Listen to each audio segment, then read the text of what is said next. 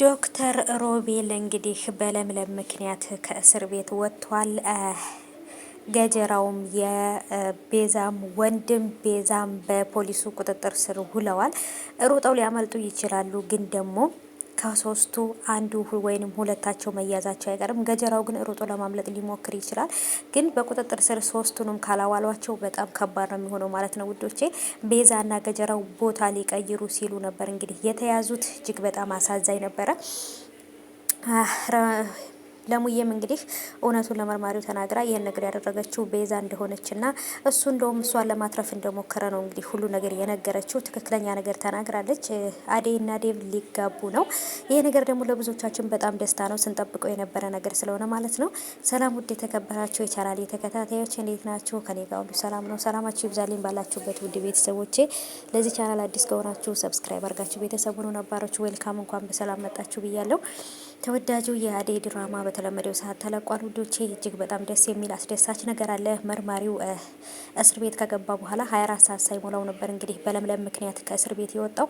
ምክንያቱም እሱ እንዳዳናት እንጂ ምንም ነገር ከዚህ ነገር ውስጥ እንደሌለበት፣ ይህን ነገር ያደረገችው ከልጅነት ጀምሮ እስከዚህ ሰዓት ድረስ ጠምዳ የያዘችኝ አንዲት ልጅ ቤዛ የምትባላለች እሷ ናት ይህን ነገር ያደረገችው እንጂ በጭራሽ ዶክተሩ ምንም አይነት እጁ የለበትም ብላ ነግረዋለች። እሱም እንግዲህ ሁሉን ነገር መጀመሪያ ቤዛና ወንድሟና ገጀራው እስከሚያዙ ድረስ በዋስ ወጥቷል። እነሱ ከተያዙ በኋላ ደግሞ ሙሉ ለሙሉ በቃ ክሱ ይነሳለታል ማለት ነው። እና ደስ ብሎኛል። ሮቤል እንግዲህ ዶክተር ሮቤል ስለተፈታ ከምላችሁ በላይ በጣም ነው ደስ ያለኝ። ምክንያቱም ያለ ጥፋቱ ነበር፣ ለዛውም ብዙ ታካሚዎች እያሉ የብዙ ሰው ነፍስ በእጁ እያለ ነበር እንግዲህ በዚች በቤዛ ምክንያት እስር ቤት የገባው። ስለወጣም በጣም ደስ ብሎኛል። አዴይና ዴቭ ሊጋቡ ስለሆነ ለምለምም ሁሉም ሰው እጅግ በጣም ደስ ብሎታል። ሩታ ትምጣልን ሩታ የናፈቀቻችሁ እያላችሁ ነበረ። ሩታ እንግዲህ ናፍቃን ነበር፣ መታለች። አባቷ ታሞ ስለነበር ነበር የሄደችው። አሁን ግን መታለናለች ሩታችን ማለት ነው። የኔ ውድ መታለች። የሳቃችን ድምቀት እኮ ናት ሩታዬ ማለት ነው። የኔ ውድ እንዴት እንደምወዳት እና ወዶቼ እንግዲህ የተፈጠረው ነገር አይታችኋል። ዶክተሩን መርማሪው ይዞት ነበር ነገሩን እስከሚያጣራ ድረስ። አሁን ግን እሱም ወጥቷል። አዴይና ዴቭም ሊጋቡ ወስነዋል። እንግዲህ የአዴይም እናት ይህን ነገር ብርሃንን እህቷ ሁሉን ነገር አስተካክላ ወይንም እናቲቱን እንዲጋቡ እንድትፈቅድላት አድርጋት ነው መሰለኝ። ብርሃንንና የአዴይን እናት እያየናቸው አይደለም። አባትየውም ቅጣቱን ለመቀጣት ለ3 ጊዜ ልጅን እድርላችኋለሁ ብሎ ስለዋሻቸው ቅጣቱን ለመቀጣት ወደ ደጋ ወጥቶ ነበረ። እንግዲህ ሰውየው ምን ሆነ የሚለው ነገር አላየንም። የአዴይን እናትም የአዴይንም እህት ማየት እንፈልጋለን ውዶቼ፣ እንዲመጡ እንፈልጋለን የምትሉ እስኪ ቪዲዮ ላይ ካርጉና አሳውቁኝ፣ ኮሜንት ላይ ማሳውቁኝ። እኔ የአዴይን እናትና ብርሃንን ሳያቸው በጣም ደስ ይለኛል። እና እንግዲህ እስቲ የተፈጠሩ ነገሮች አሉ። እሱንም በቀጣይ ክፍል የምናይ ይሆናል። የአዴይና የዴቭ መጋባት ግን ደግሞ ብዙዎቻችንን በጣም ነው ያስደሰተን ማለት ነው ከምላችሁ በላይ።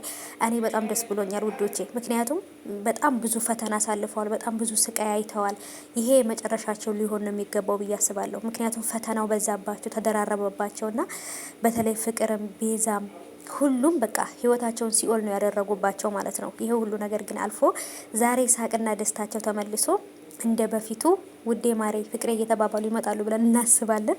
ፍቅርም እንግዲህ በሰራችው ስራ ትንሽ እንደነቤዛ ቅጣት ትቀጣለች። ምክንያቱም የወንጀለኛ እንደሆኑ እያወቀች ለነሱ ደብቃ ለዶክተሩ ለማድረግ ማሰቧ ራሱ ትልቅ ወንጀል ነው።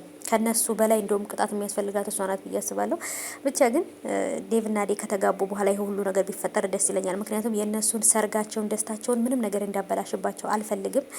እና እንደኔ ደስ ያላችሁ ሊጋቡ ስለሆነ እና ዶክተር ሮቤልም ከእስር ቤት ስለተፈታ ደስ ያላችሁ እስኪ በኮሜንት አሳውቁኝ። እኔ በጣም ደስ ብሎኛል።